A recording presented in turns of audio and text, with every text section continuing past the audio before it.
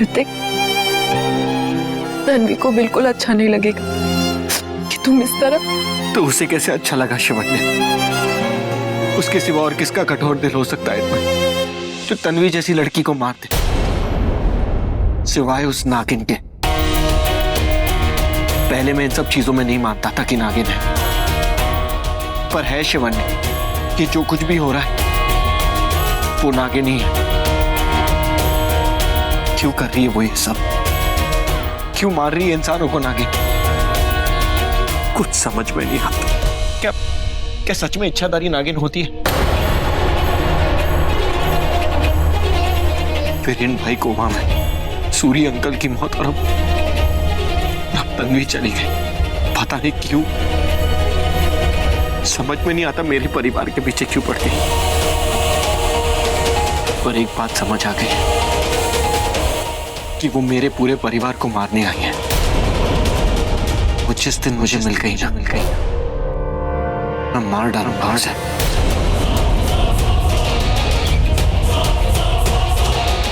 कसूर क्या था बेचारी तन्वी का? यही कि वो मेरी दोस्त है। पर ऋतिक, अब तक रिपोर्ट्स नहीं आई है, क्या पता उस नागिन ने तन्वी को नहीं मारा हो और वो कोई और हो। नहीं शिवन्या, ये वो नागिन ही है। वही है मेरे परिवार की दुश्मन। उस दिन रात को जंगल में भी उसी ने तुम्हें डसा था।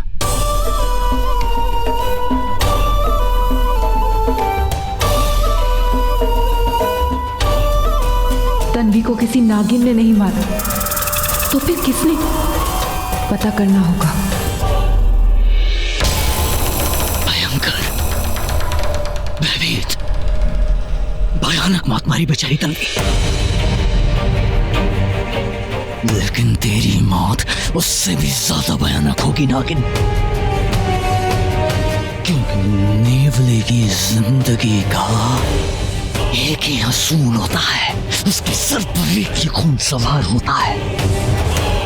एक सम से झगड़ा करना, उसकी जान लेना, इच्छाधारी नागिन को चूर चूर कर देना, तब जाके हमारी कौम का बदला पूरा होता है।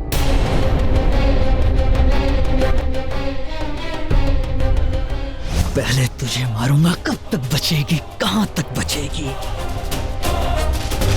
तू इसी घर में है, इसलिए मैं पहले तुझे मारूंगा और तुझे पता भी नहीं चलेगा कि तेरी जान किसने ली।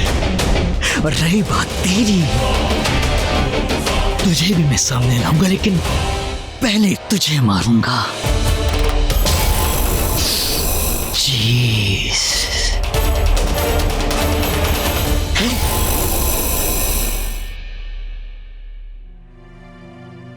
कुछ तो खा लो, कल रात से तुमने कुछ भी नहीं खाया।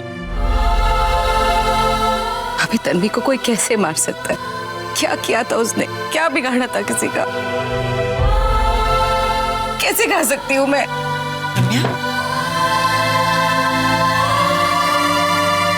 तन्वी की अकाल मृत्यु हुई है। पंडित जी ने कहा है कि ऐसी कंडीशन में शांति पाठ कराना बहुत जरूरी है, नहीं तो आत्मा को शांति नहीं मिलती है। पंडित जी ने शैलेश और रम्या भाभी को शांति पाठ के लिए बुलाया है।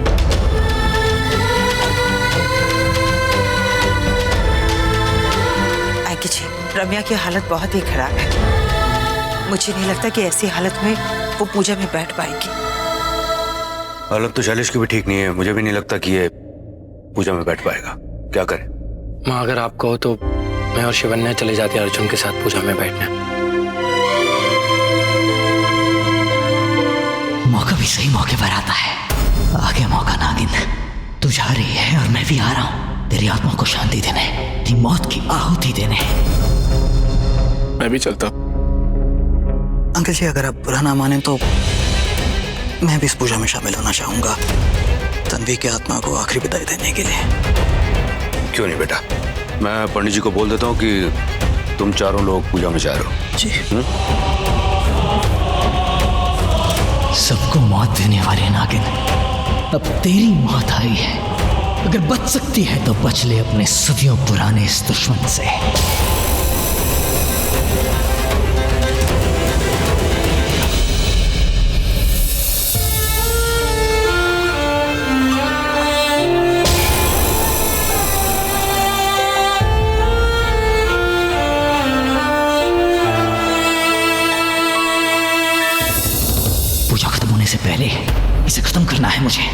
इसे यहाँ से कहीं दूर ले जाना होगा, लेकिन इसे यहाँ से दूर कैसे लेकर जाऊं मैं?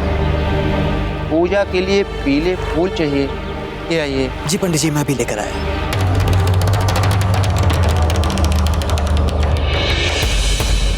ओम सर्वमंगल मांगल्य शिवे। भैया ये पीले फूल पैक कर दीजिएगा सारे। कैसे? हाँ, उस नागिन सबके सामने कैसे बोला? चीज बाकी तेरी बीन तो मिल गई मुझे।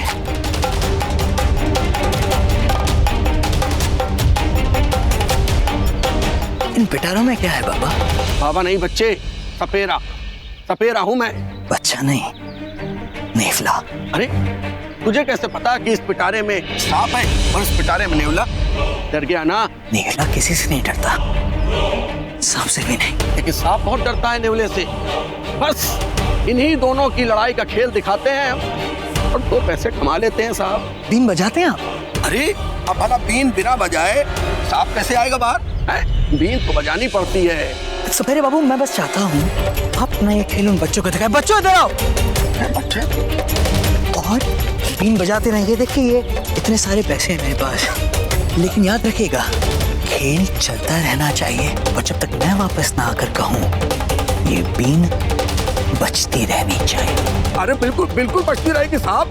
जब तक आप नहीं आएंगे मैं बीन बजाता रहूंगा। बस के पैसे।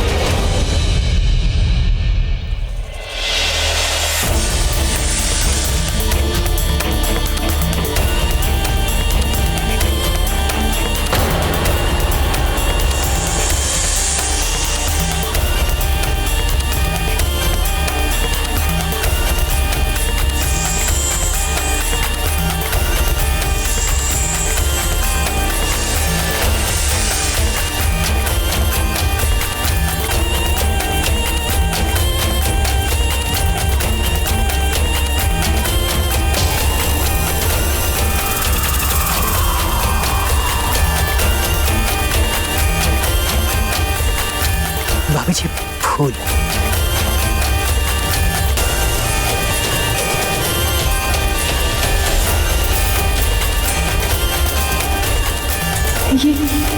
ये बीन कौन बजा रहा है?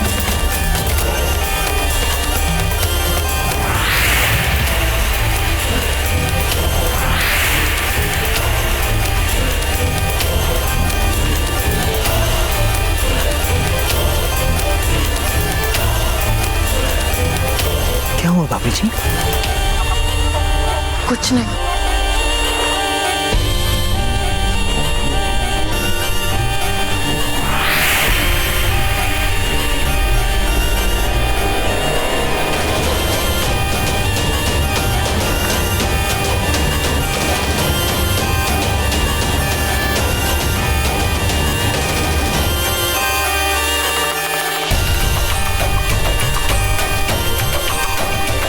अरे आजा अपने असली रूप में, आजा नागिन, आजा। आना ही होगा तुझे। मेरा नागिन रूप बाहर आ रहा है, इंसानी रूप जा रहा है मेरा।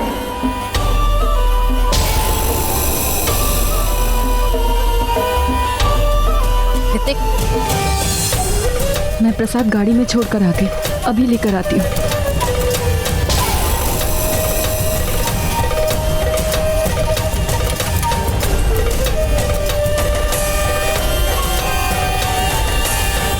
तेरा ये इंसानी रूप आज आखिरी बार है नागिन। आज तेरे नागिन रूप में ही तेरी मौत तेरे सामने आएगी, तुझे ले जाएगी इस जहां से